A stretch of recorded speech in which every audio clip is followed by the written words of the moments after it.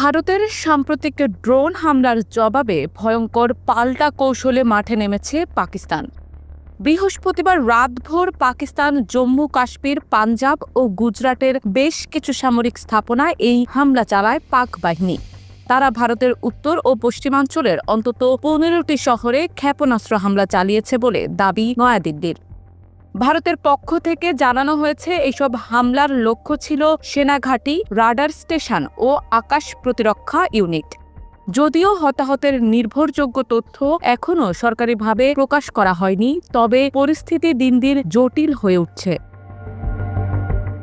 পাকিস্তান বলছে এই হামলা ছিল তাদের আত্মরক্ষামূলক পদক্ষেপ এবং পরবর্তী ধাপে ভারতকে আরও কৌশলগত চাপে ফেলতে তাদের পরিকল্পনা এখন অনেকটাই পরিপূর্ণ।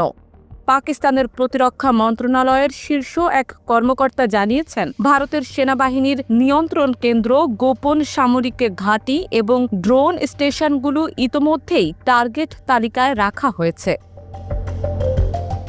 একই সঙ্গে পাকিস্তান দেশের অভ্যন্তরে আকাশ প্রতিরক্ষা ব্যবস্থা জোরদার করেছে। নতুন radar unit, electronic jamming system এবং রাস্তায় মোতায়েন করা হয়েছে মোবাইল ইউনিট। ভারতের পক্ষ থেকে পাল্টা প্রতিরোধ গড়তে ব্যবহার করা হয়েছে রাশিয়ার তৈরি S-400 আকাশ প্রতিরক্ষা ব্যবস্থা। পাকিস্তানের ছোড়া বেশ কিছু ক্ষেপণাস্ত্র ও ড্রোন এই প্রতিরক্ষার মাধ্যমে মাঝ আকাশেই ধ্বংস করা হয়েছে বলে জানায় দিল্লি। তবে পাকিস্তানের সামরিক মুখপাত্র আহমেদ শরীফ চৌধুরী এক বিবৃতিতে দাবি করেন, তাদের ছোড়া ড্রোন ও ক্ষেপণাস্ত্র একাধিক লক্ষ্যবস্তুতে